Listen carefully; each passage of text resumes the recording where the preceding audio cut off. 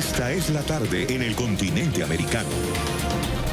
Cuando anochece en Europa y amanece en Asia, así cae la tarde en el continente americano y transcurre la noche y el amanecer en el resto del mundo.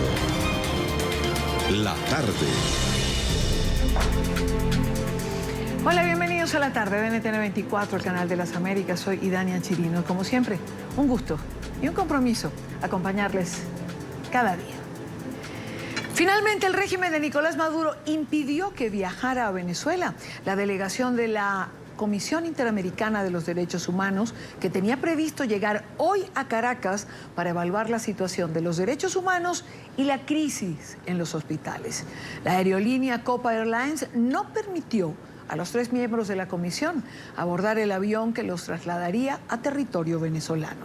Las reacciones en la capital venezolana con Luis Laya. Luis, buena tarde para ti.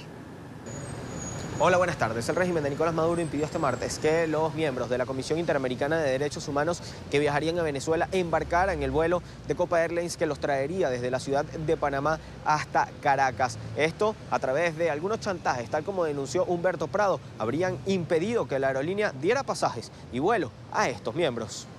Copa Airlines impidió el abordaje de la delegación de la CIDH a la puerta del avión en Panamá, todos con los boarding pass en las manos. Informaron que recibieron instrucciones del régimen de Venezuela de que no estábamos autorizados a ingresar al país.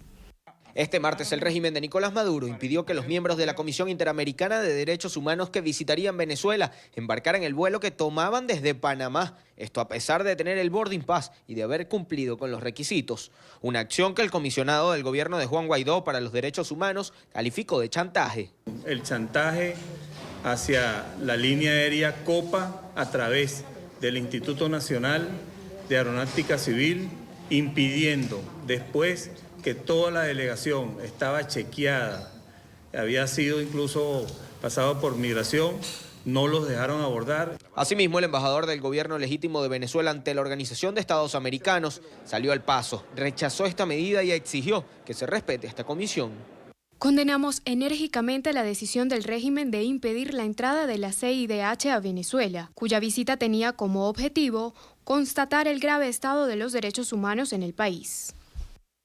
Exigimos se le permita acceso irrestricto a la comisión a todo mecanismo que sea necesario para llevar a cabo su labor, que es de la mayor importancia. Agradecemos el compromiso de la CIDH con las víctimas de violaciones de derechos humanos y la prevención de futuras violaciones, y reiteramos nuestra total disposición a trabajar con ellos en el cumplimiento de su mandato.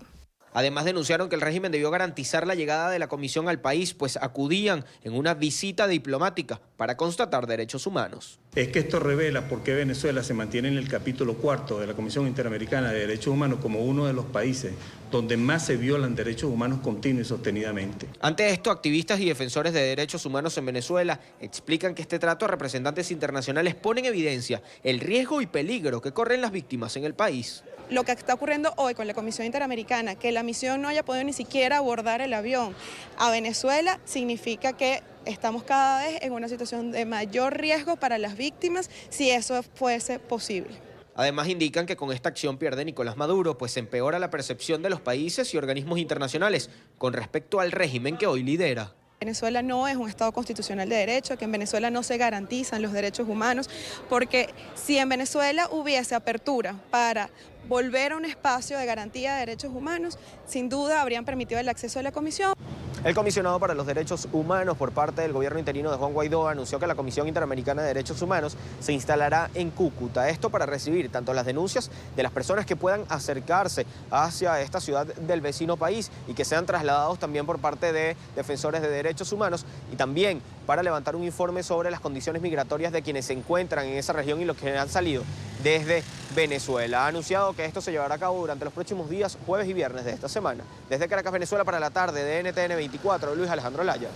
Gracias, Luis Alejandro, gracias por la información. Y cuando son las 4:08, hora costa este en los Estados Unidos, nos acompaña precisamente Esmeralda Arosemena, y presidenta ejecutiva de la comisión, y Pablo Abrao, secretario de la Comisión Interamericana de Prensa. Gracias a ambos, buenas tardes, gracias por acompañarnos.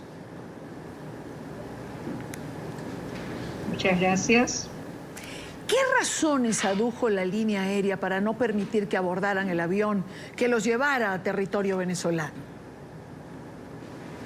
Bueno, fundamentalmente señaló que habían recibido indicaciones de parte del gobierno de Maduro de que nosotros no podíamos entrar a Venezuela.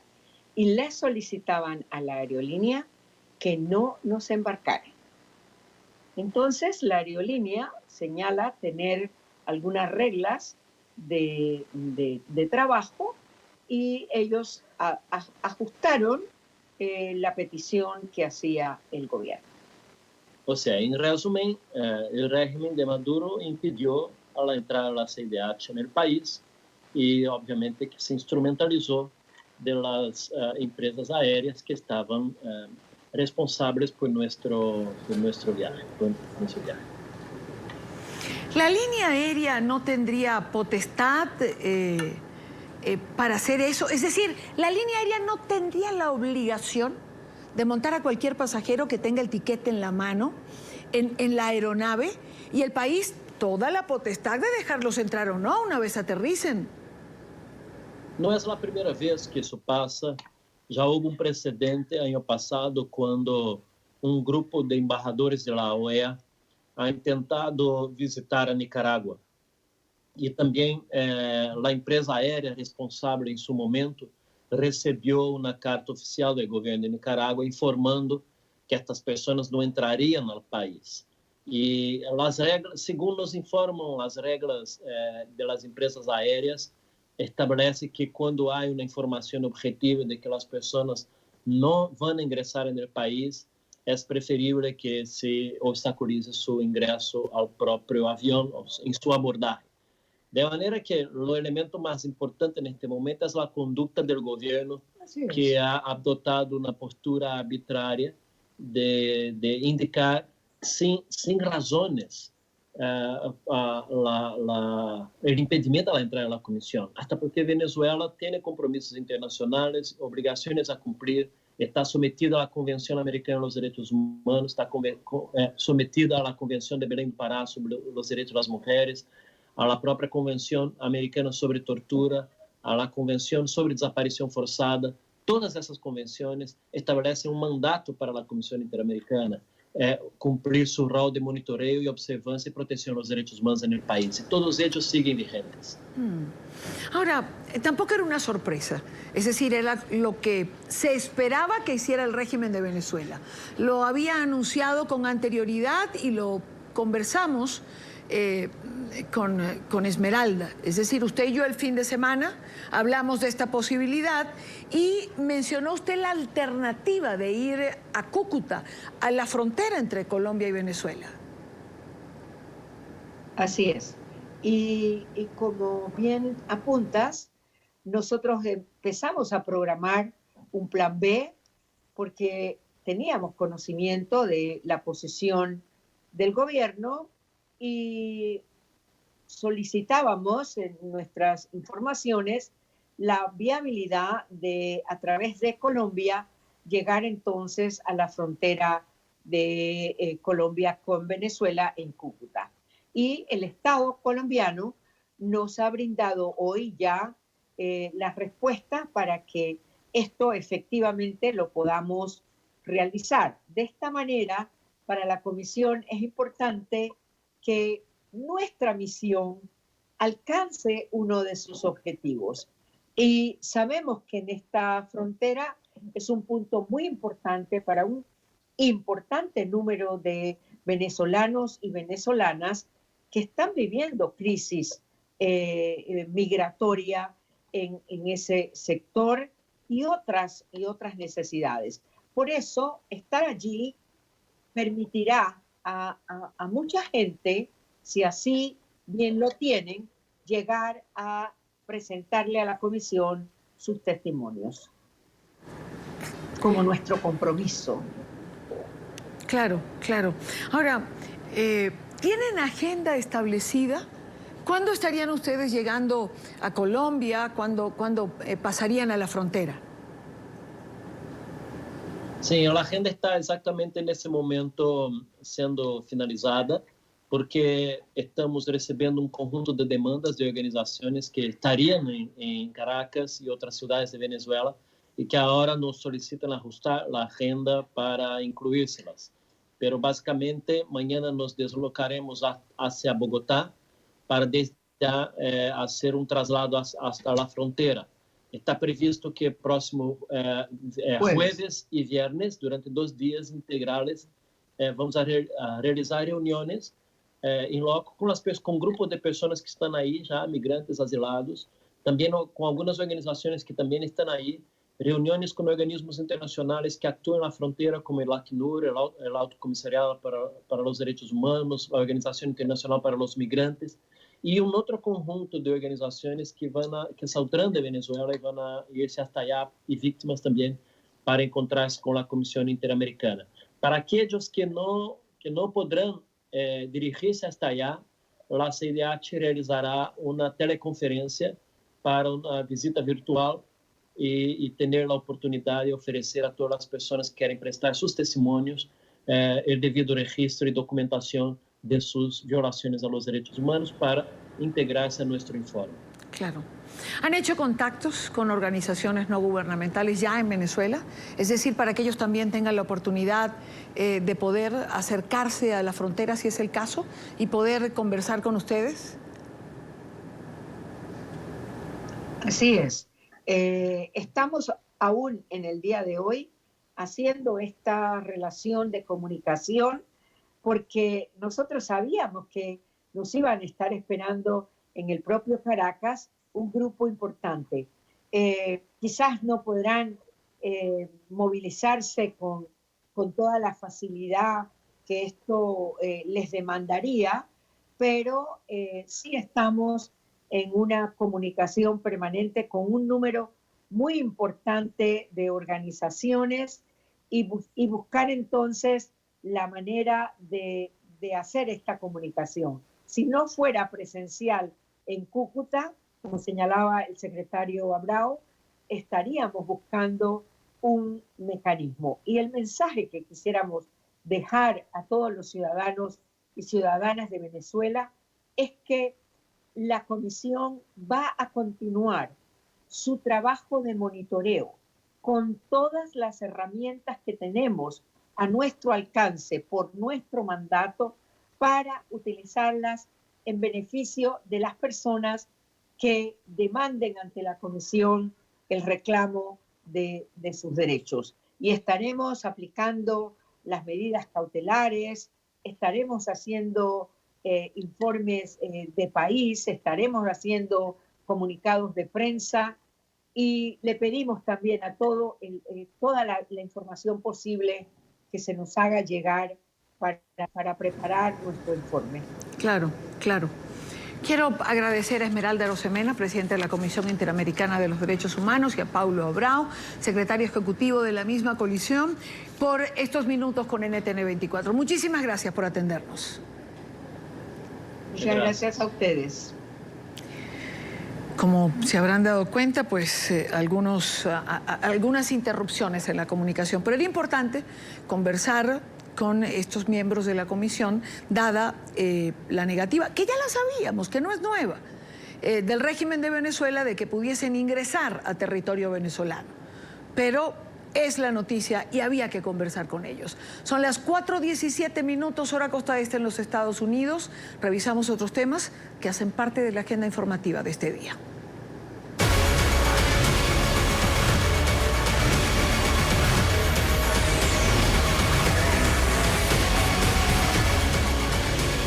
Es noticia el aumento de la cifra de víctimas mortales por el coronavirus en China. En las últimas horas, 64 personas han perdido la vida a causa de la epidemia de neumonía, según el más reciente reporte de las autoridades. El boletín oficial indica que además se han confirmado 13.000 nuevos casos de contagio, por lo que las cifras oficiales ascendieron a 425 muertos y 20.000 infectados. Y un nuevo pronunciamiento de la Organización Mundial de la Salud por este coronavirus se ha producido. La directora del Departamento de Preparación Mundial para los Riesgos de Infección ha dicho hoy que todavía no se trata de una pandemia. La organización explicó que este término solo se utiliza cuando la enfermedad tiene una propagación mundial. La OMS aclaró que aún las autoridades se enfrentan a una epidemia con múltiples focos. Actualmente no estamos en una pandemia, estamos en la fase en que es una epidemia con múltiples focos e intentaremos extinguir la transmisión de cada uno de ellos. Por su parte, el Ministerio de Salud de Bélgica ha confirmado el primero de los casos. El paciente es uno de los 9 ciudadanos belgas que fueron repatriados desde Wuhan el pasado domingo. Andrés Gil, nuestro periodista en Madrid, tiene el reporte. Andrés. Muy buenas noches. Rápidamente vamos a hacer una revisión en este segmento del programa La Tarde de la noticia del momento en Europa en materia de coronavirus. Bélgica ha confirmado el primer caso en su territorio. Se trata de un paciente que hizo parte de los 9 belgas que llegaron el pasado domingo repatriados desde la ciudad de Wuhan. Este hombre fue sometido a los controles científicos, así como los otros 8 también, y él dio positivo, aunque no tiene mayores síntomas, aunque aparentemente no tiene las evidencias de ser el portador del coronavirus. De esta manera, con este paciente reportado en Bélgica, ya son 7 los países afectados en Europa por el virus del coronavirus y son 28 los pacientes que hay. ¿Cuál es la preocupación que persiste ahora? La primera es ¿cuál puede ser la suerte que corran los otros viajeros que llegaron repatriados junto con este hombre, no solo ciudadanos belgas, sino de otras nacionalidades europeas y no europeas, en cuanto al posible contagio que hayan podido sufrir? Y la segunda es que algunos pacientes asintomáticos, algunos pacientes que no presentan síntomas, podrían estar resultando ser focos de contagio para otras personas en algunas regiones del mundo. Europa mantiene sus medidas de previsión, Europa mantiene suspendidos sus vuelos hacia China de manera preventiva y mantiene, por supuesto, aislados a todos los pacientes que ha detectado con el coronavirus durante la última semana. Es la información que tengo a esta hora para la tarde de NTN 24. Sigan ustedes, que tengan una feliz tarde. Es noticia un nuevo sismo en Puerto Rico. El temblor de magnitud 5 sacudió el sur de la isla y causó algunas grietas en infraestructura. Afortunadamente no se registró ningún herido. Este movimiento es parte de una serie de réplicas de un terremoto de 6,4 registrado el 7 de enero, por el que una persona habría muerto y destruyó cientos de viviendas y también escuelas.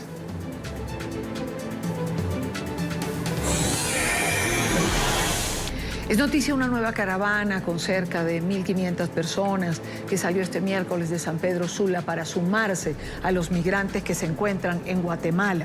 La Organización Defensora de los Derechos Humanos Sin Fronteras advirtió que las caravanas continuarán partiendo de Centroamérica, por lo que no descartan nuevos escenarios de contención como los de semanas anteriores. Según estimaciones del gobierno mexicano, unos 80.000 hondureños están dispuestos a pedir asilo en ese país. Es noticia la advertencia del cardenal de Nicaragua, Leopoldo José Brenes, al gobierno de Daniel Ortega. El sacerdote exigió la liberación de papel y otras materias primas que pertenecen al diario La Prensa. Brenes, en nombre de la Iglesia Católica de su país, se une al reclamo de diversos sectores sociales que exigen a Ortega que entreguen el material retenido por más de 18 meses. El emblemático medio de Nicaragua tuvo que reducir el número de páginas en su edición diaria y salir en formato tabloide los fines de semana para tratar de alargar la publicación en papel. El jerarca católico considera que pese a la censura, el diario La Prensa seguirá en pie.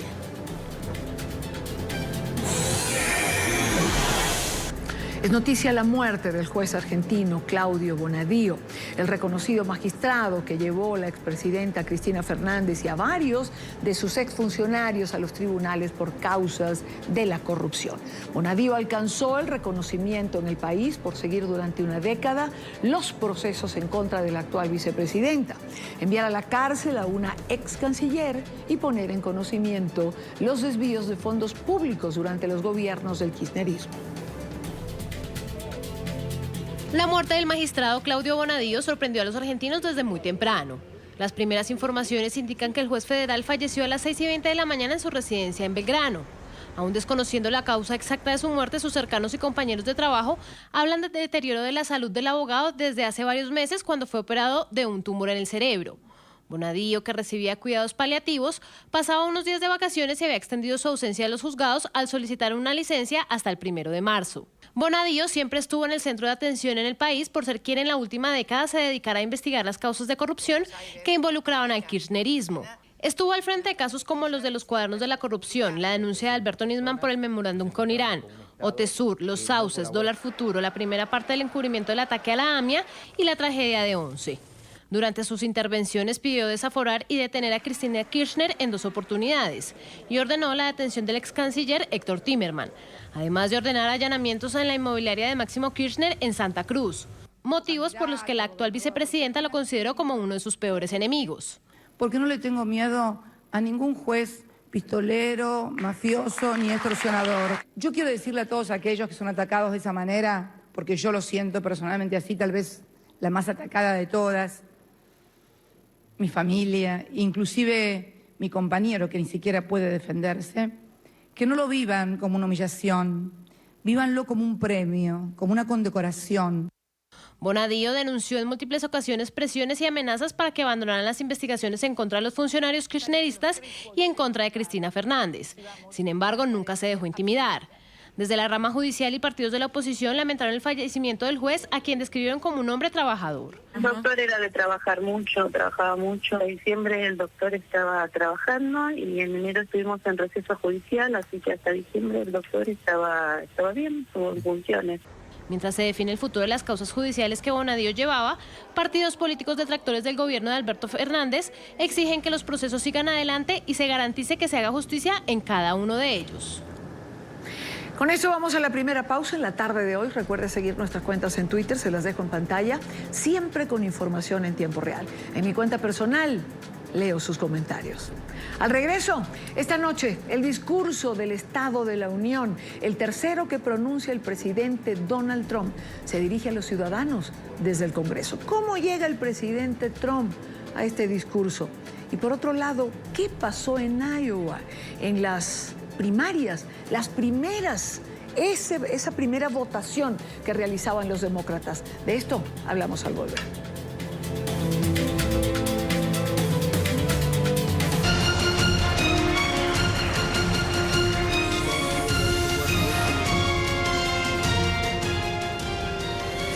Donald Trump pronunciará esta noche su discurso sobre el Estado de la Unión en la sede del Congreso, justo un día antes de que se produzca la votación final en el proceso de juicio en su contra.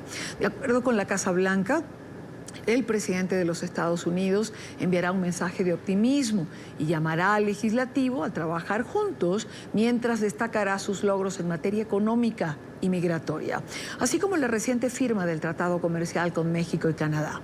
La noticia con nuestra periodista Vanessa Hasley, que está con nosotros la tarde de hoy. Vanessa, bienvenida. Hola, ¿qué tal? Muy buenas tardes. Gran expectación mediática y también política para las 9 de esta noche aquí en el Capitolio de Estados Unidos, donde el presidente Donald Trump tiene previsto dirigirse a la nación en su discurso anual sobre el Estado de la Unión. Es un discurso que realizará por tercera vez el presidente de Estados Unidos, pero bajo un contexto muy distinto en esta ocasión. Lo hace cuando el juicio político contra él todavía no ha terminado.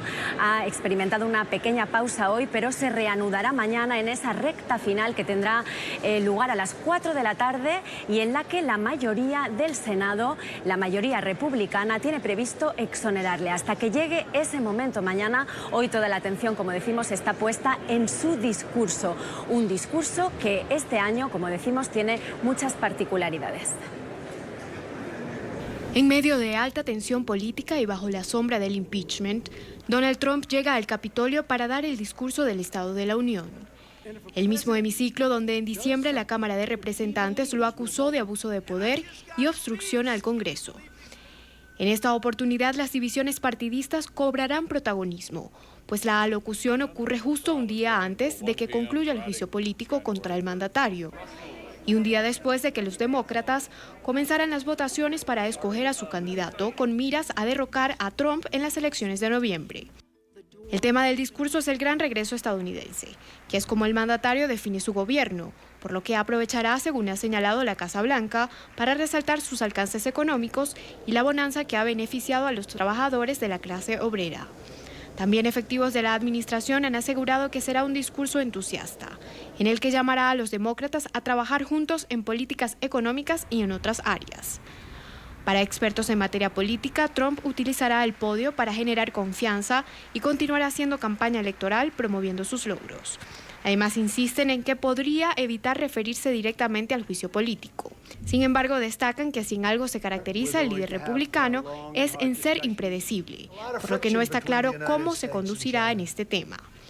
Para la réplica al discurso presidencial, el Partido Demócrata eligió a la gobernadora de Michigan, Gretchen Whitmer, y para la versión en español designó a la congresista latina por Texas, Verónica Escobar.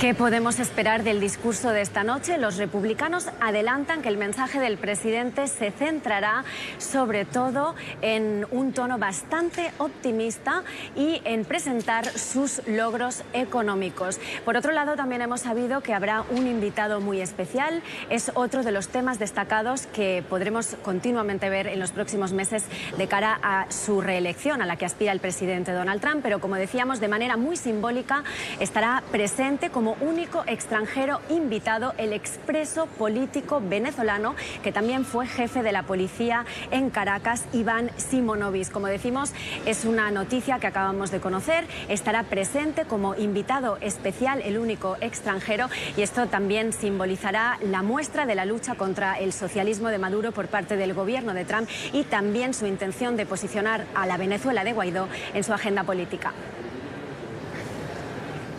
Gracias, Vanessa, gracias por el reporte. Buena tarde para ti. Como bien señalas, expectativa en torno al discurso de la Unión, el tercero que habrá de presentar el presidente Donald Trump. Quiero darle la bienvenida a Julio Schilling. Él es miembro de la Asociación Norteamericana de Ciencias Políticas, director del medio digital Patria de Martí. Señor Schilling, bienvenido, buena tarde, gracias por acompañarnos.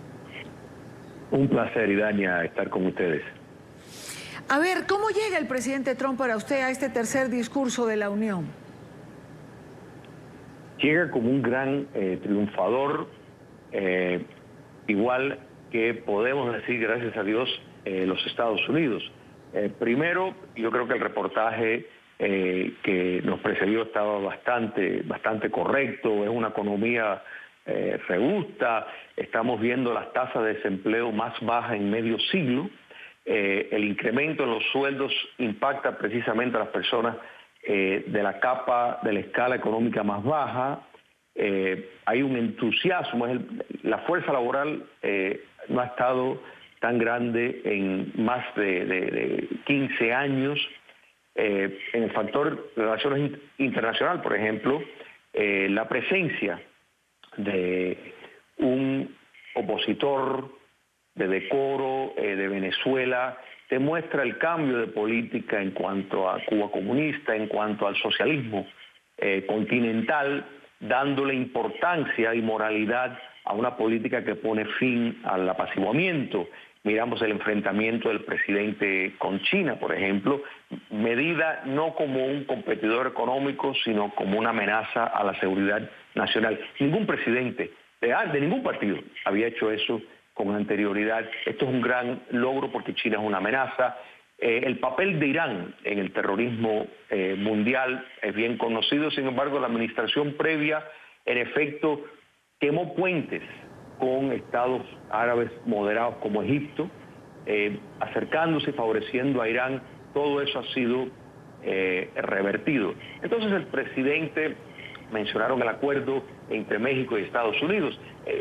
Esto es importantísimo porque esto beneficia a la clase obrera no solo norteamericana, sino mexicana y canadiense, sí, porque habían fisuras en el acuerdo previo que permitía que empresas en China, empresas estatales chinas, pudieran colarse en el acuerdo con partes pequeñas. Eso quedó fuera por las exigencias de que las partes tienen que estar hechas en uno de los tres países y que se tienen que pagar determinados sueldos a los trabajadores de los tres países. O sea, que realmente esto es el presidente tiene mucha razón para estar optimista. Por supuesto, mañana el ser exonerado. Yo creo que lo que ha ocurrido hoy en Iowa, ¿no es verdad?, en el primer primaria del país, del Partido Demócrata, es una gran evidencia de que lamentablemente el Partido Demócrata parece no poder hacer nada correcto, ni siquiera tratar de destituir al presidente. Y digo lamentablemente porque la democracia da bienvenida a competitividad entre los partidos, pero no el canibalismo político que hemos visto. Y mañana, pues el presidente, el discurso de hoy en parte pues cae en perfecta celebración con lo que va a ocurrir mañana. Veía unas encuestas en la mañana de hoy donde el presidente, según la encuesta Gallup, tiene un 49% de aceptación en este momento. Es una cifra increíble, lo que me lleva a preguntarle, ¿todo lo que giró en torno al juicio político no hizo mella en la imagen del presidente Trump? Y Dania, lo que hizo fue fortalecer no su base, que cuando hablamos algo bastante sin precedente, el 97% de los republicanos lo apoyan.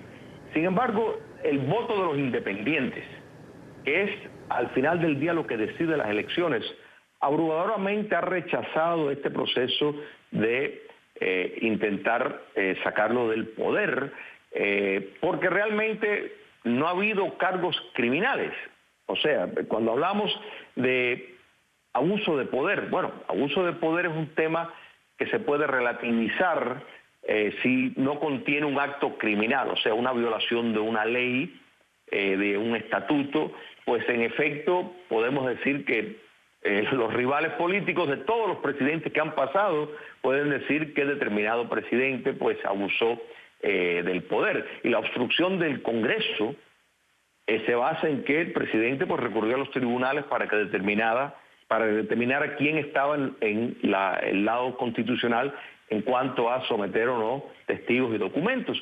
Entonces no quisieron esperar a que los tribunales decidieran. Entonces ese gran votante independiente claramente ha visto un abuso de poder por parte de la Cámara Baja del Congreso. Cuando le añadimos una economía saludable, un estado de relaciones internacionales sumamente de pie. Cuando miramos, por ejemplo, la situación que heredó el presidente Trump con Corea del Norte, por ejemplo, que muchos decían que iban a ir a la guerra, sin embargo, sí, la dictadura de Corea del Norte sigue estando ahí, sin embargo, no vemos una amenaza en la actualidad. Todo el mundo dijo que si se enfrentara a China, eso iba a ser terrible, el fin del mundo, una guerra comercial, todos los mercados se iban a tumbar. Todo lo contrario, no ha ocurrido. Estamos viendo una reindustrialización de la economía estadounidense, muy importante, sobre todo para ayudar a la clase obrera norteamericana. Entonces, realmente ha habido un desprestigio por todos estos que han atacado al presidente desde el primer día. Y hay que destacar que en su propio día de inauguración, la prensa y representada por el Washington Post, por ejemplo, que es un periódico, uno de los periódicos más importantes de los Estados Unidos, declaró que la campaña para destituir al presidente había iniciado. O sea que este tipo de actividad es peligrosa y con el favor de Dios mañana ya se cerrará ese capítulo triste, aunque no descarto que mientras el Partido Demócrata esté liderado por personas que tienen apegos ideológicos y emocionales con la izquierda radical, probablemente la guerra contra Trump va a seguir. Ahora que menciona la izquierda radical, le hago una última pregunta, le pido una respuesta breve por factor tiempo. De lo que sea, digamos, una fuente en la Casa Blanca ha dejado o ha puesto sobre la mesa varios de los puntos que el presidente puede tratar.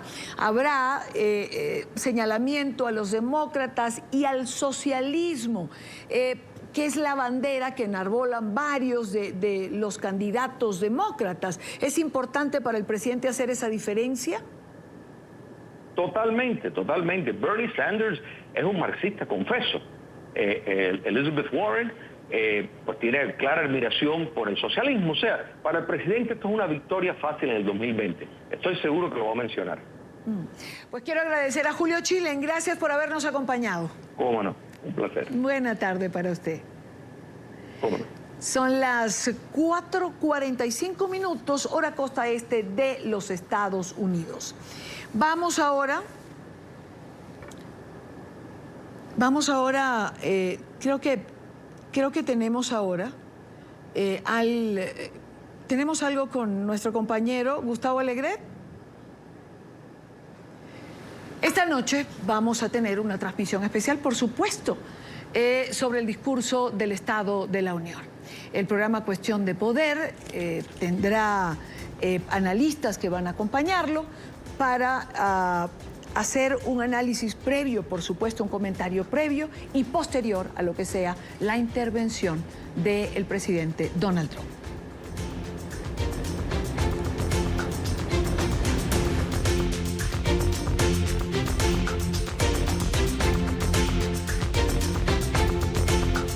Desastre. Así calificaron expertos consultados por NTN 24 lo sucedido en las asambleas comunitarias de Iowa por el insólito retraso en la transmisión de resultados de este importante proceso. Algunas voces incluso piden el cambio de esta dinámica para la elección del aspirante demócrata a la presidencia. Alejandro Rincón, ¿qué más se dice en Iowa a propósito de esta situación? Buenas tardes. Hola, feliz tarde para todos. Independientemente de los resultados de las asambleas comunitarias de Iowa, las fuentes consultadas por NTN 24 apuntan ahora mismo a dos lecciones principales de lo sucedido en la noche del lunes. Por una parte, el cambio de las reglas, el uso de un nuevo sistema digital que derivó en un fallo en la transmisión de esos resultados tan esperados por toda la opinión pública de los Estados Unidos. Y adicionalmente, la reflexión que se hacen es pues lo que viene después de lo que se considera como una debacle de este proceso político en el estado de Iowa. Tenemos para ustedes justo en este momento, cuando Estados Unidos intenta entender qué fue lo que pasó, el concepto de un experto, un doctor en ciencia política que conoce profundamente no solo al electorado de Iowa, sino en general todo el ciclo político presidencial. A él le consultamos directamente sobre la forma como considera el país debe avanzar en este proceso en el que el Partido Demócrata específicamente pues trata de definir quién va a ser el rival de Donald Trump en las urnas, y esta fue su respuesta. Es decir, Iowa ya no sirve como punto de referencia para ver quién es el puntero, cómo va a salir esto. New Hampshire ahora es el primer lugar donde vamos a ver resultados. Claro que vamos a ver los resultados de Iowa, pero no van a contar para mucho porque ya es historia anciana. Y consecuentemente, uno de los argumentos que mayor expectativa genera es cómo esta debacle en el estado de Iowa puede llegar a impulsar la campaña de reelección del actual titular de la Casa Blanca, del republicano Donald Trump. Y esto fue lo que tuvo que decir el doctor en ciencia política. Es una falla del Partido Demócrata, ¿no? No del Partido Nacional, pero en cierto sentido es una mancha negra para los demócratas de no haber podido organizar un caucus efectivamente.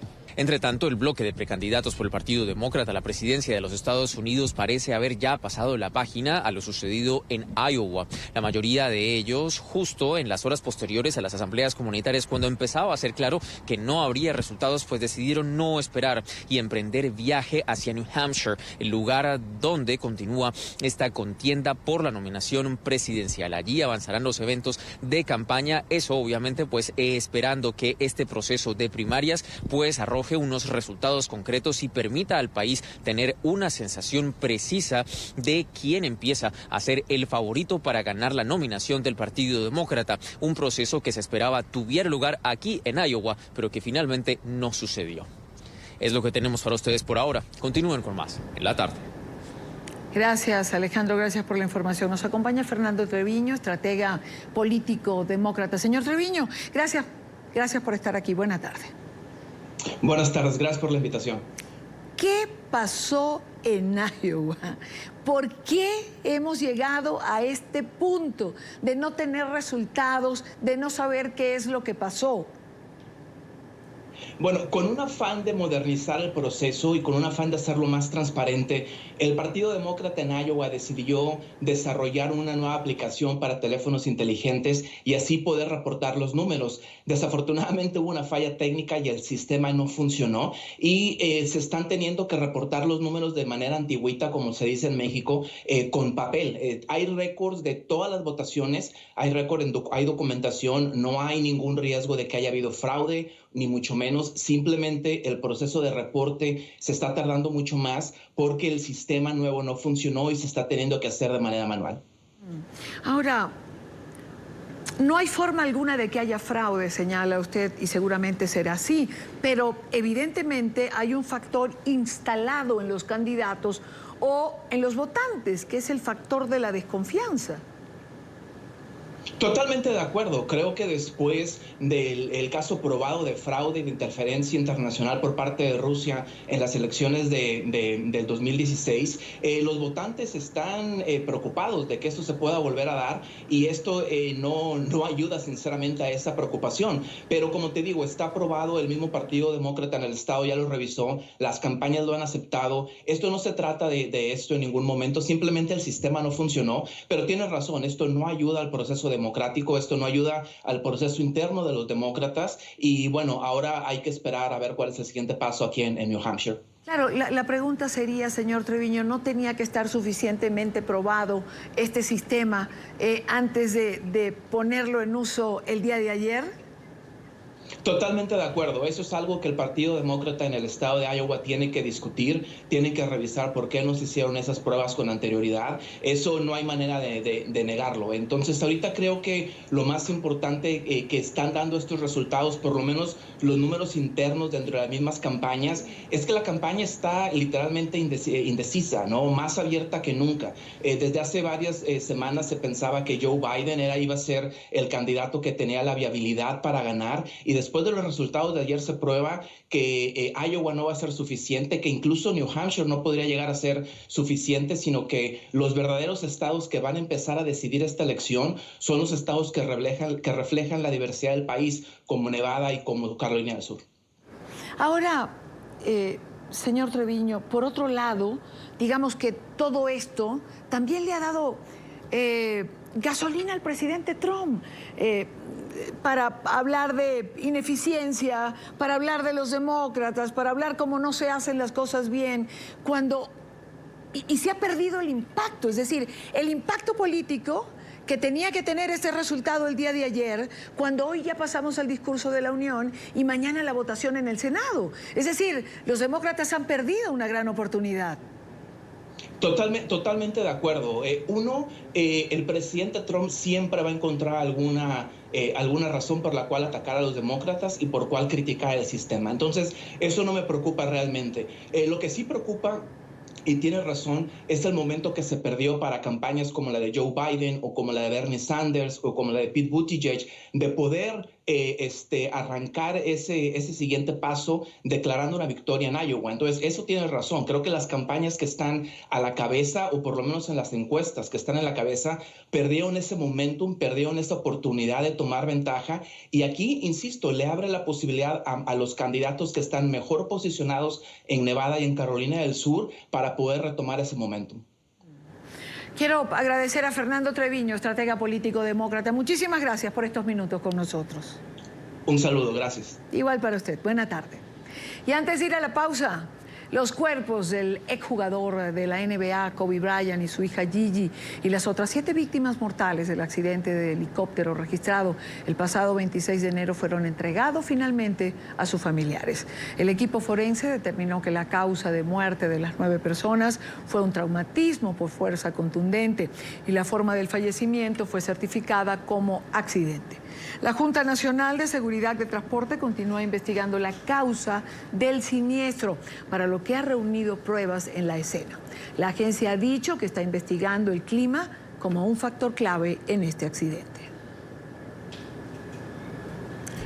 Tiempo de una nueva pausa en la tarde de hoy. Al regreso, retomamos el tema de Venezuela, el tema de la Comisión Interamericana de los Derechos Humanos. Hoy es martes y como cada martes, Héctor Chamis está con nosotros para analizar la realidad de nuestra región.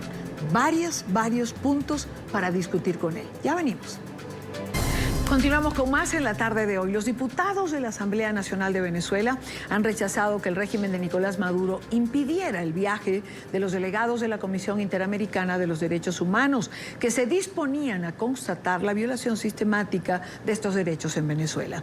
En la sesión de hoy, además, se ha criticado que el madurismo no alertara sobre el coronavirus.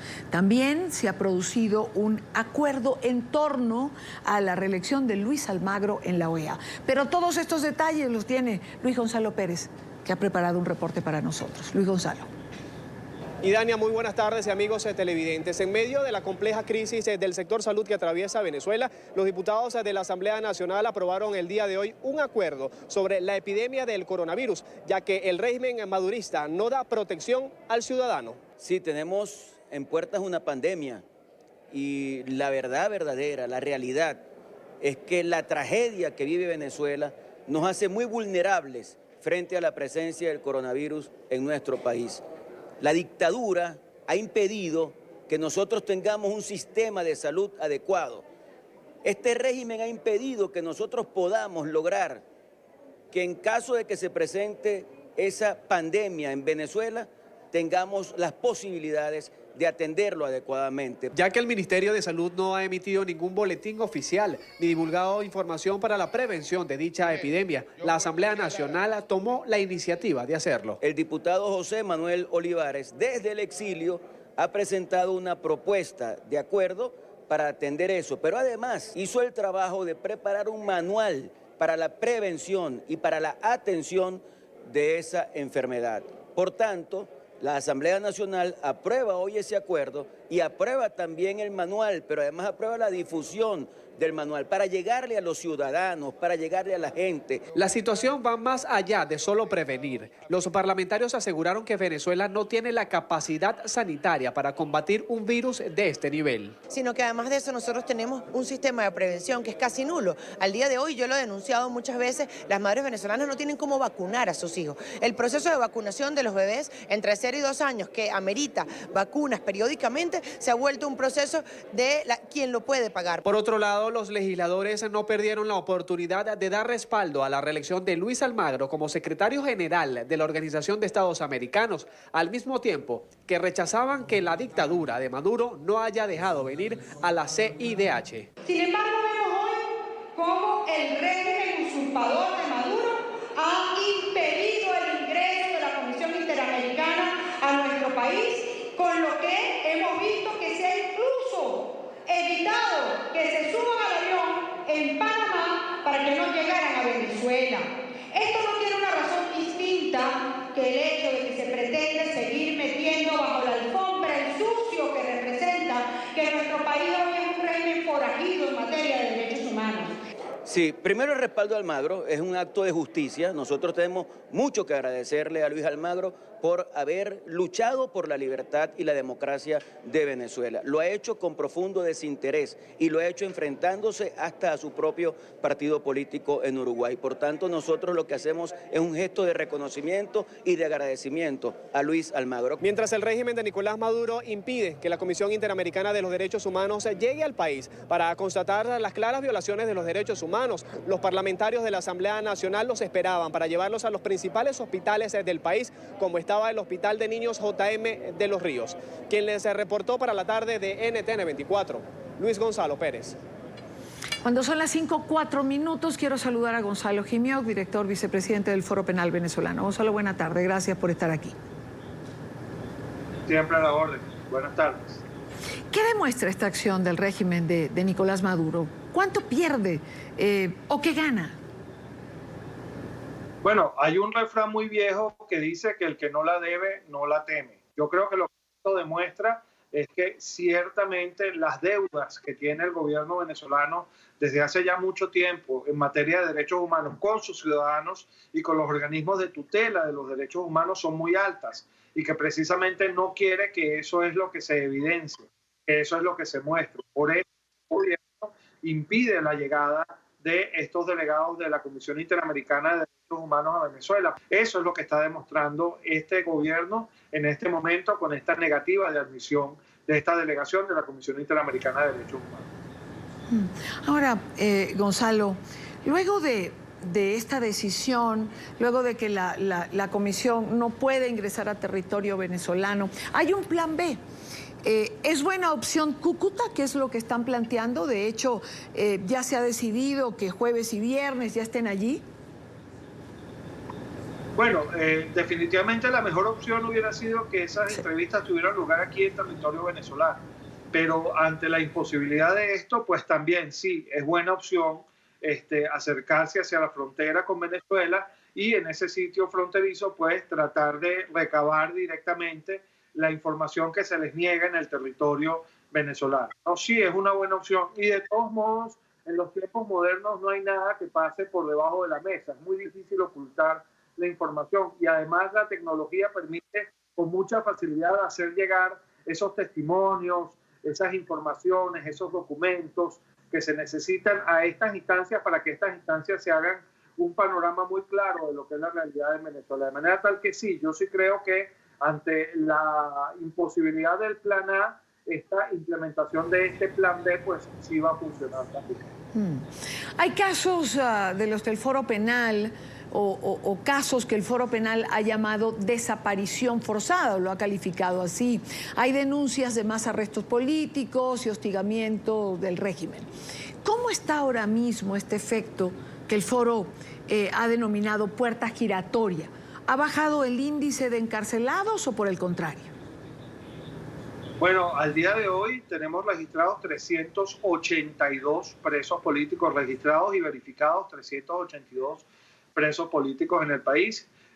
Nosotros habíamos cerrado el mes de diciembre con una cifra muy parecida, 388 presos políticos en el país. Y fíjate que la semana pasada, de la misma manera como se pudo corroborar la excarcelación de unas personas, también pudimos verificar y comprobar la encarcelación de otras. Esto es lo que nosotros hemos llamado la puerta giratoria.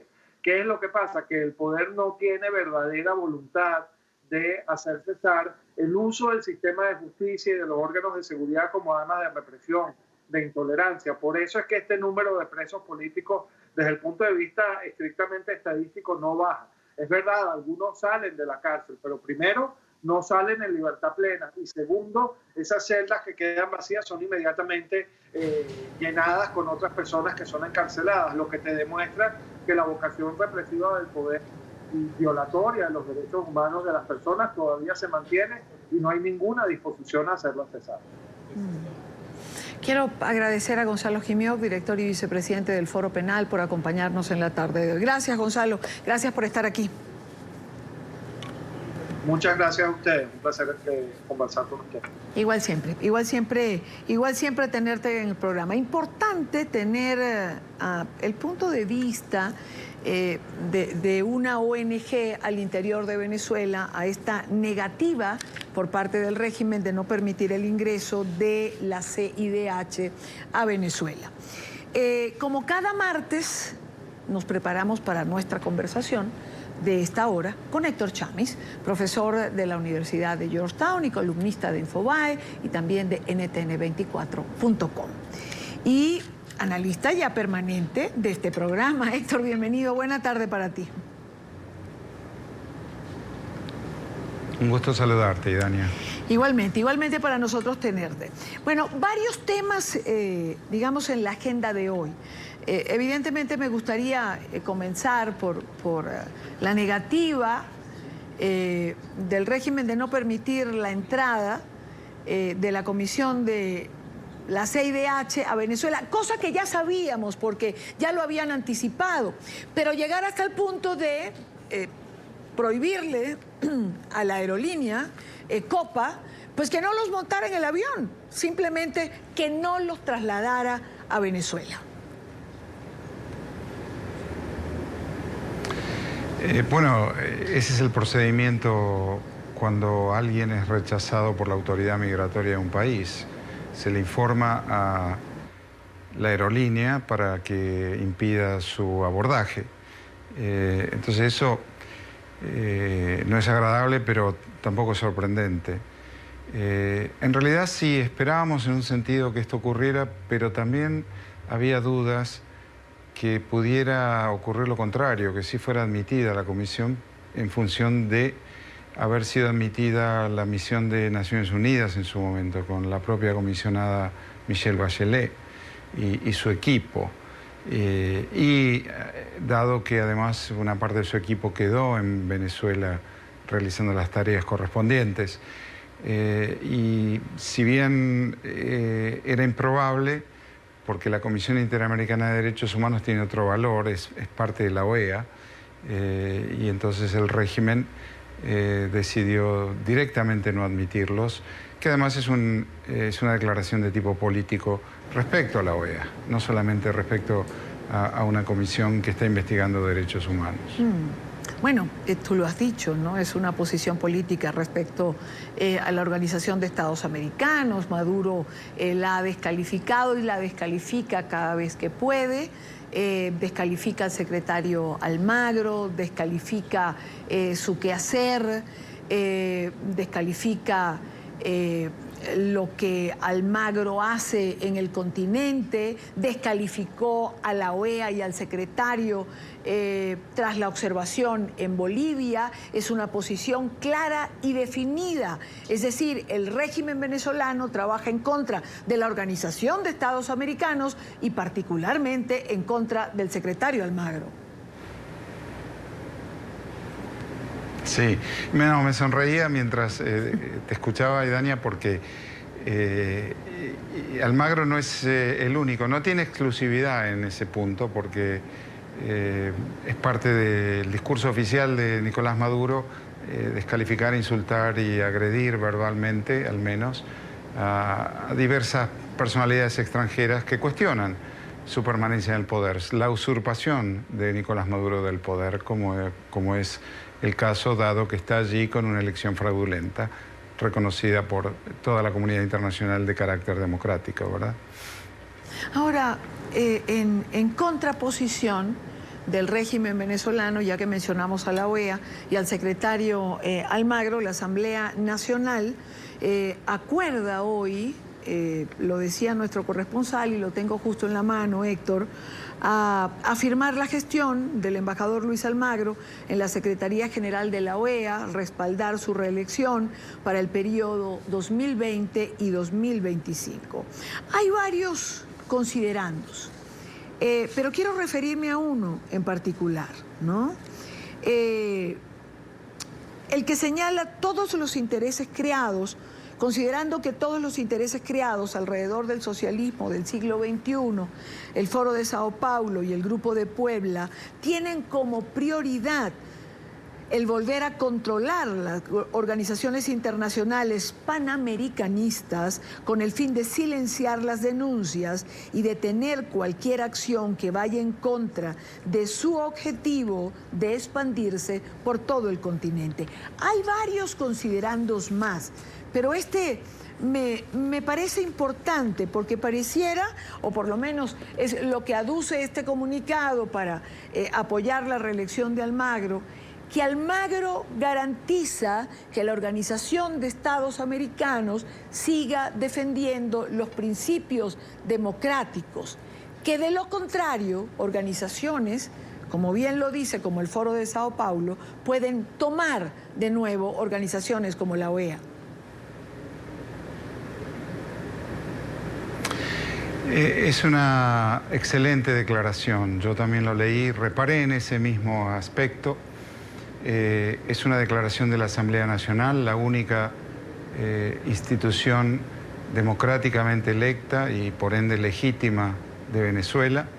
Es una declaración unánime con todos los asistentes en el recinto. Es una declaración estratégica, es profunda, es aguda. Está muy bien hecha y efectivamente hay una estrategia de una política exterior, de relaciones internacionales de los bolivarianos. Siempre ha sido interés de ellos de tener control de la OEA. Virtualmente lo tuvieron en la gestión de Insulza y la llegada de Almagro cambió los términos de la OEA y recuperó los principios fundamentales que son democracia y derechos humanos, democracia con alternancia en el poder, con elecciones limpias, con derechos y garantías constitucionales, es decir, con derechos humanos.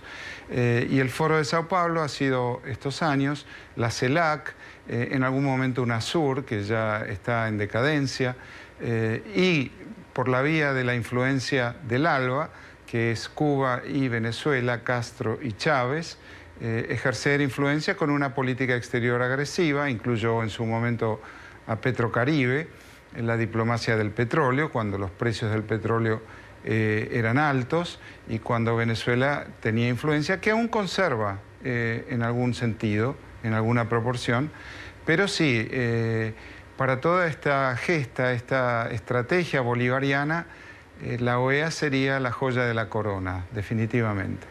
Ahora, la pregunta es, ¿está clara la región, digamos, en torno a esto? Y aquí viene, por supuesto, una cuenta de votos y un alinearse de diferentes factores, pero ¿está clara la región en la importancia de esto, Héctor? Las democracias lo están. Las democracias de la región, las que suscriben de estos principios que recién te enumeraba, sí. Voto libre, justo y sin fraude, derechos y garantías, alternancia en el poder, libertad de expresión, libertad de prensa. Esos países están claros que solo Almagro, dados los candidatos que existen, puede garantizar la continuidad de esos principios desde la OEA. El mensaje de la OEA continuará en esos términos únicamente si continúa Almagro. Yo creo que lo sabemos todos. Hay muchos países que no, muchos países que aún hoy son clientes de Maduro o clientes de los Castro, clientes políticos y de otro tipo, digámoslo así. Y que, bueno, cualquiera de los otros dos candidatos claro, es preferible a la continuidad de Almagro para esos países. Y bueno, de aquel lado estarán las no democracias, del lado de Almagro estarán las democracias. Claro, y esperemos que prevalezcan las democracias. Al final, sí. Sí, te interrumpo porque cuando hablamos de democracias uno puede pensar en Canadá, por ejemplo, y sin embargo pareciera que Canadá se alinea con los Castro y no con Luis Almagro. Sí, y que además le hizo pasar un momento incómodo a Juan Guaidó los otros días, del cual no pudo salir con efectividad, con la efectividad que debió, hay que decirlo también, diciendo que Cuba tenía que ser parte de la solución del problema venezolano, de la crisis, y bueno, han salido respuestas de todos lados diciendo, bueno, los oficiales cubanos que están en Venezuela torturando, claro, difícilmente puedan aportar ninguna solución a una democratización de Venezuela, ¿no? Sí. Y por supuesto las redes sociales reaccionaron de inmediato, al segundo. Bueno, lo de Canadá es un absurdo, es un amateurismo diplomático y de su política exterior. Porque además está claro, todo el mundo lo sabe, la apuesta canadiense en esto es alinearse con Cuba, lo cual ha hecho durante todo el año 2019 y lo sigue haciendo, como el ejemplo que conversábamos recién sobre Guaidó lo prueba, en virtud de buscar un asiento en el Consejo de Seguridad de Naciones Unidas y que hay una promesa de Cuba de aportarle votos por el lado de CARICOM, región donde tiene influencia, y votos por el lado de los no alineados, movimiento de países en el cual también tiene influencia. Y es un amateurismo porque se alinea constantemente con los cubanos en este tema de la OEA y en este tema del hemisferio occidental, de las Américas, y luego esperando que los cubanos tengan obligaciones morales con los canadienses. Y como todos sabemos, Cuba no tiene obligaciones morales con nadie. Entonces Canadá bien puede estar apostando a esto, invirtiendo en una cantidad de votos que después pueden llegar o pueden no llegar de la misma manera, y quedará además en una posición vergonzante, claro, la de Canadá, porque es un país democrático, un país consistente con la doctrina de derechos humanos y que queda alineado con la dictadura más antigua del continente. Bueno, ya de entonces, por sí... Bueno, tendrá que ver el gobierno de Ya de por sí es algo vergonzoso plantear que Cuba puede mediar en el problema de Venezuela, cuando además exprime a Venezuela como si fuese una vaca lechera. Exactamente. ¿Cómo va a cambiar de gobierno si tiene entre 30 y 50.000 barriles diarios, dependiendo del día, pero que recibe diariamente de Venezuela? Y que nadie sabe si los paga, cuánto paga y si los paga. Entonces, por supuesto que no. Esto es lo que luego dará la vuelta y será un boomerang para el primer ministro Trudeau, sin ninguna duda. Es un desapego de las normas fundamentales de derechos humanos que uno no esperaría sea la política exterior canadiense, pero esto es lo que es hoy y tendrá consecuencias para el futuro del gobierno de Trudeau. Creo, digamos, en honor a la verdad, Guaidó, a posteriori de eso, trató de desmarcarse de esa posición. Y ya que mencionamos a Guaidó, no creo que he podido comentar contigo la última etapa de la gira. Y una pregunta que mucha gente se hace y me gustaría hacerte a ti es ¿por qué no se produce ese encuentro con el presidente Trump? Pensábamos en algún momento que podía ser invitado al discurso de la Unión, pero han confirmado a Iván Simonovic en la tarde de hoy como invitado a este discurso. ¿Por qué no se ha producido ese encuentro? Dicen que Guaidó estaría en Washington, realmente no lo sé, no lo tengo confirmado, no ha vuelto a Venezuela, pero ¿qué pasa allí?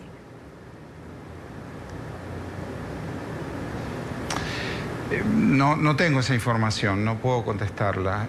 Sí, yo también pensé que podría estar. También si es verdad que Guaidó está en Washington, tal vez se produzca un encuentro en la Casa Blanca directamente, lo cual sería mucho mejor que su presencia hoy en el Congreso de la Unión, en el sentido de permitirle a Guaidó tener una conversación cara a cara con Donald Trump. Pero viste cómo es esto, hay que actuar y trabajar con lo que hay. Y la presencia de Simonovic en el Congreso hoy no es mala, al contrario, es muy buena. Claro. También es un mensaje. Uno de los presos políticos más antiguos del régimen, un experto en seguridad, una persona que puede documentar y explicar cómo funcionan los carteles criminales y este conglomerado narcoterrorista que gobierna Venezuela, que está a cargo del Estado en Venezuela. Y eso es importante también, ¿no? Claro. No hay que minimizarlo. No, pero en ningún momento minimizarla, jamás. Iván, que bien que escribió su libro El preso rojo, además mantuvo una de las detenciones más injustas que el régimen ha podido dictar. Es decir, Iván Simonovic se dedicó en aquella marcha del 2000 a evitar que murieran más venezolanos y el régimen trató de targiversar la verdad para simplemente intentar demostrar que él había hecho exactamente lo contrario. Y además yo creo que la fuga más importante que ha tenido el régimen de Venezuela, la de Iván Simonovic, que logró burlar toda la vigilancia y escapar de esta injusta prisión. Creo que además es otra señal. De señales estamos llenos, es decir, si de algo se ocupa el gobierno de los Estados Unidos es de dar señales frecuentes, continuas de su apoyo a Venezuela. Por eso la gente no entiende por qué no termina de producirse pues este encuentro entre Juan Guaidó y el presidente Trump. Como bien señalas, ninguno de los dos tiene la información. Quizás esté en Washington, quizás se produzca en los próximos días. Es algo que veremos. Digamos que es una noticia en desarrollo, como siempre comento. Héctor, no quiero despedirte sin que hablemos de tu columna. De tu columna de esta semana, que habló de España, de la visita de Delcy Rodríguez, de esta multiplicidad de versiones que ha dado el ministro Ábalos, hasta llegar al punto de haberse reunido en el avión, terminar aceptando que se reunió en el salón VIP del aeropuerto. Y haces bien tú una comparación con el caso de Strauss-Kahn cuando fue bajado del avión, cuando se le acusó de asalto sexual. Exactamente, y que descendió del avión esposado. El director gerente del Fondo Monetario Internacional, además. ¿Por qué sucede esto? Yo digo, bueno, un ministro que va a un aeropuerto en la madrugada, a escondidas, que evita formalizar el procedimiento migratorio correspondiente de un pasajero, que evita sellarle el pasaporte y produce un encuentro de esa naturaleza, bueno, no está haciendo nada bueno, no tiene buenas intenciones, eso va de suyo. Y esto tiene que ver con que el gobierno de Maduro, el régimen de Maduro, Delcy Rodríguez es una figura central en ese régimen, bueno, ha invertido, pongámoslo así, ha gastado dinero, ha financiado por lo menos uno de los socios del gobierno de Pedro Sánchez, Podemos. Eso está documentado, lo sabe todo el mundo, y Delcy Rodríguez, como todos esos funcionarios del régimen de Maduro, el poder lo muestran obscenamente. Yo usé una frase en la columna que usé aquí en tu espacio de la tarde varias veces. El chavismo muestra el poder con obscenidad. Y eso es un acto obsceno en términos de violación de las normas y procedimientos migratorios, obsceno en función del desapego de la legalidad, y obliga a ese gobierno, le recuerda, es un comportamiento mafioso, se presenta, por supuesto la autoridad migratoria sabe quién entra, sí. Los pasajeros en tránsito, los nombres de los pasajeros en tránsito en cualquier aeropuerto del mundo están en posesión de la autoridad migratoria. No hay sector de un aeropuerto que sea tierra de nadie. La soberanía es de España. Si hay soberanía sobre el espacio aéreo, ¿cómo no va a haber soberanía sobre el terreno debajo de ese espacio aéreo? Entonces, el gobierno de Pedro Sánchez dice cualquier invento, insulta nuestra inteligencia y lo que está haciendo es encubrir y actuar de manera cómplice con un régimen criminal. ¿Por qué? Porque ha tenido recursos financieros en exceso por parte de uno de los socios de la coalición de gobierno. Al menos uno, eso sí lo sabemos. Si hay más, no lo sabemos, no tenemos certeza de eso. Y no te quiero despedir sin preguntarte, hoy es 4 de febrero, 28 años desde el intento de golpe de Estado encabezado por Hugo Chávez Frías. Si te pidiera un comentario, las redes sociales están llenas hoy de comentarios particulares, algunos de ellos voy a compartir ahora con nuestra teleaudiencia, pero quisiera el tuyo, ¿conmemorar qué? Cuando para muchos ese 4 de febrero comenzó la debacle que hoy vemos en Venezuela.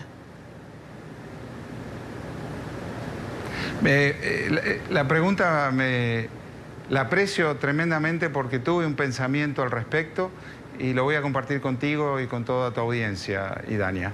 En Venezuela hay una dictadura, por ahora. Bueno, me voy a quedar con esa frase. Como siempre elijo alguna para quedar cuando conversamos. En Venezuela hay una dictadura, por ahora. Ha sido un por ahora largo, pero por ahora. Por ahora, porque siempre hay un mañana después de ese por ahora. Héctor, gracias como siempre por estar con nosotros. Gracias a vos. Hasta siempre. Hasta siempre. Buena tarde para ti.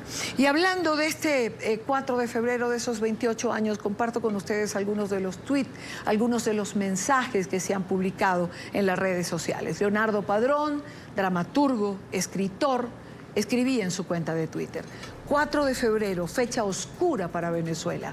Comenzaba la pesadilla a través de un golpista llamado Hugo Chávez. Ya van 28 años desde ese día, la mayor cadena de desatinos de nuestra historia republicana.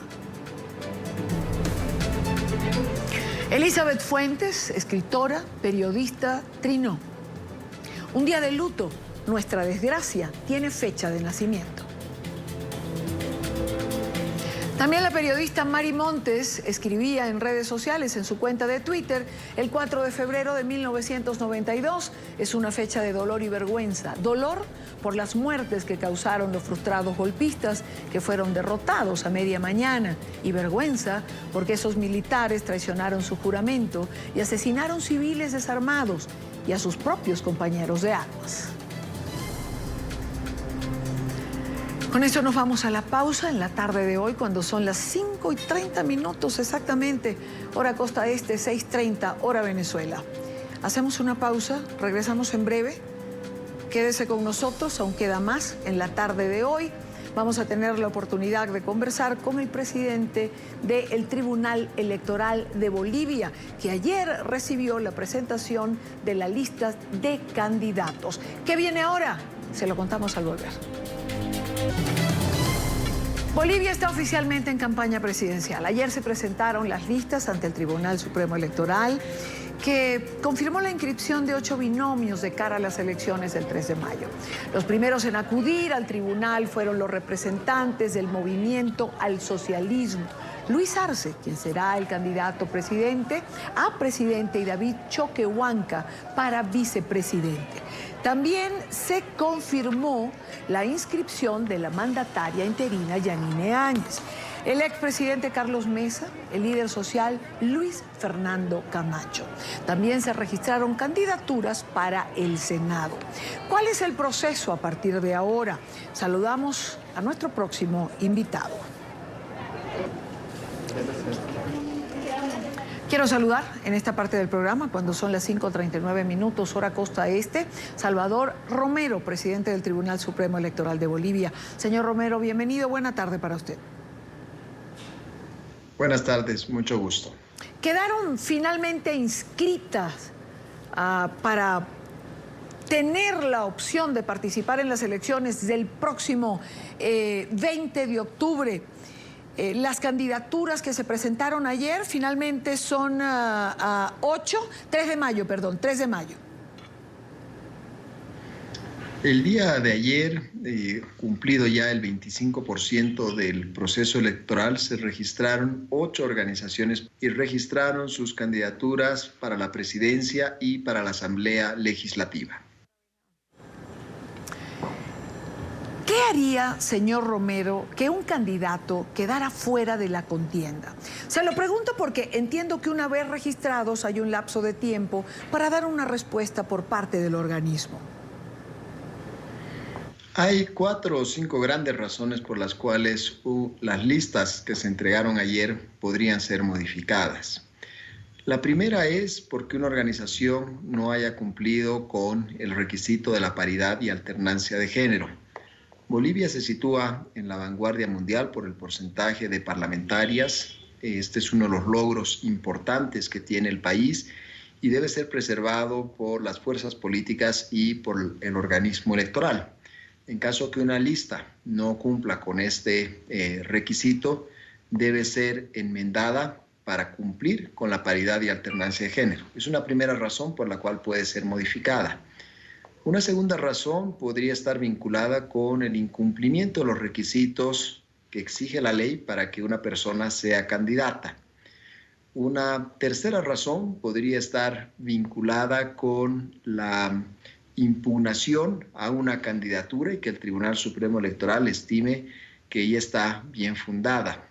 Y finalmente puede producirse cambios por renuncias de los candidatos o por el fallecimiento de estos. Estas causales son las que pueden provocar una modificación entre la lista que se ha presentado el día de ayer y la lista final definitiva que tendrá una organización política que será dada a conocer pocos días antes de los comicios.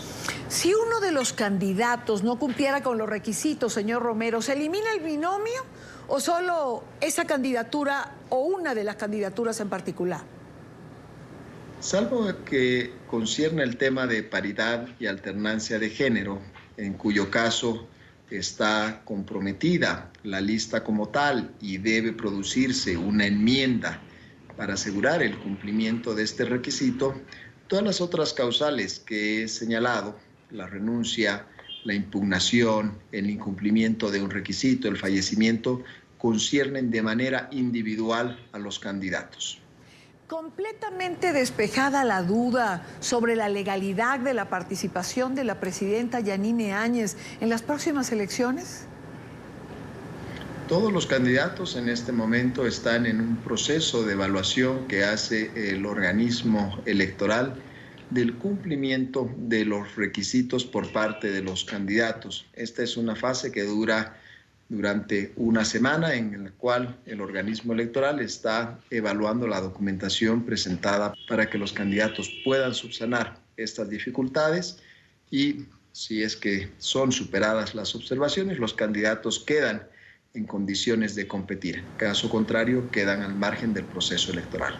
Claro, pero digamos, ¿no estaría la presidenta en ventaja sobre el resto de otros participantes al tener mayor exposición pública por el propio cargo que ocupa como presidenta interina? En este momento no puedo pronunciarme sobre casos o situaciones individuales. Todas ellas van a ser analizadas por la sala plena y el organismo electoral va a definirse y pronunciarse sobre cada uno de los casos. Entiendo su posición, pero debo preguntarle sobre la candidatura del expresidente Morales, que estaría encabezando la lista al Senado por su partido, por el MAS. ¿Es legal participar estando fuera del país? Debo darle también nuevamente el mismo tipo de respuesta. El Tribunal Supremo Electoral no se pronuncia sobre casos individuales, sobre situaciones particulares, pero esa, como todas las otras candidaturas, se encuentran en este momento en fase de revisión y de análisis, y el Tribunal Supremo Electoral tiene el lapso de una semana para hacer la evaluación de estas candidaturas. Le hago otra pregunta sin nombre, sin señalar a nadie, una pregunta general. Nos gustaría saber, por ejemplo, si se puede inscribir una candidatura o puede alguien ejercer una candidatura cuando se tienen procesos judiciales abiertos con la justicia boliviana. En la legislación boliviana esto no constituye un impedimento. Sí pueden existir impedimentos cuando existen sentencias que ya están en estado de cosa juzgada. ¿Se está cumpliendo el cronograma electoral de la manera planificada para llegar a las próximas elecciones del 3 de mayo? Así es, el cronograma electoral se ha venido cumpliendo de manera rigurosa, ninguna actividad se ha desfasado y hemos cumplido el 25% de este proceso. Estamos a 89 días de la jornada de votación y todas las actividades se han venido cumpliendo sin ningún tipo de inconveniente. Señor Romero, le propongo, no le voy a hacer una pregunta, le voy a hacer una propuesta. Hablemos en una semana sobre los casos particulares, luego de que el Tribunal Electoral emita sus decisiones en torno a las listas presentadas el día de ayer. Con mucho gusto. Lo tomo y lo agendo. Quiero agradecer a Salvador Romero, presidente del Tribunal Supremo Electoral de Bolivia, por estar en NTN 24. Buenas tardes, muchas gracias, hasta luego. Gracias a usted también por estar con nosotros. Última pausa en el programa, regresamos en breve. 5:51, hora costa este, rápidamente en relación al discurso de la Unión que va a pronunciar el presidente Trump en la noche de hoy. Tenemos la oportunidad de conversar con uno de los invitados que va a estar. Nos acompaña el señor Ortiz, Raúl Ortiz, agente de la patrulla fronteriza, que ha sido uno de los convocados al discurso de la Unión para la noche de hoy. Bienvenido. Comienzo preguntándole cómo valora la política migratoria del presidente Trump, que es percibida por gran parte de la comunidad latina como discriminatoria. Bueno, le diría que, ¿sabe? Ciertamente necesitábamos hacer algo, estábamos enfrentando ciertas condiciones, tanto en las instalaciones de detención que teníamos, y lo que realmente hacía la diferencia era la acción. Las políticas han reducido la cantidad de tráfico y de hecho está salvando vidas. Nuestros oficiales, nuestros funcionarios tienen menos tareas riesgosas en los puertos de entrada, así que ha cambiado las condiciones en extremo. Con su experiencia de años trabajando como agente de patrulla fronteriza, ¿qué diferencias percibe, ve entre las políticas migratorias y de frontera, por ejemplo, del presidente Trump y del presidente Obama?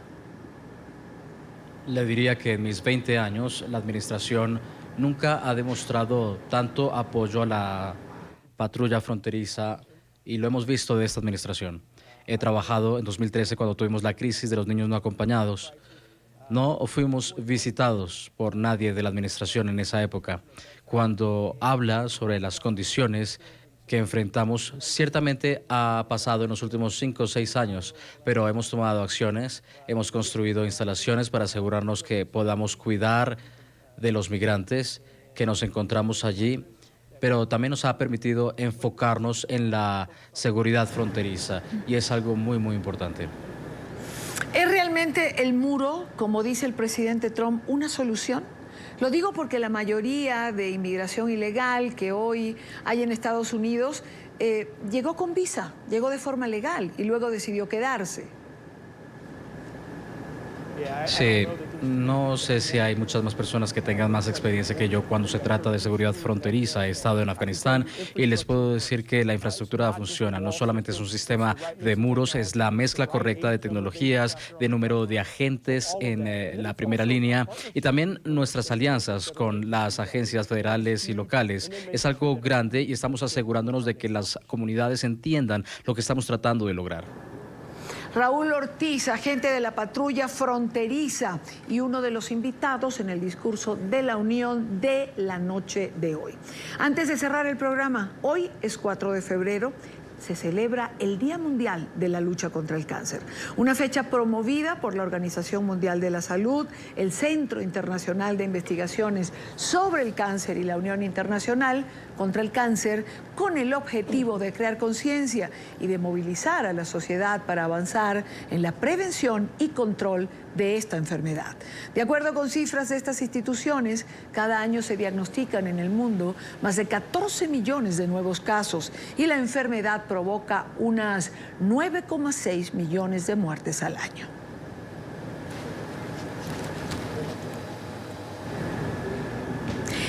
Y al término del programa les recuerdo 2 cosas importantes. La primera, a partir de las 8 de la noche estaremos en nuestra transmisión especial del discurso de la Unión.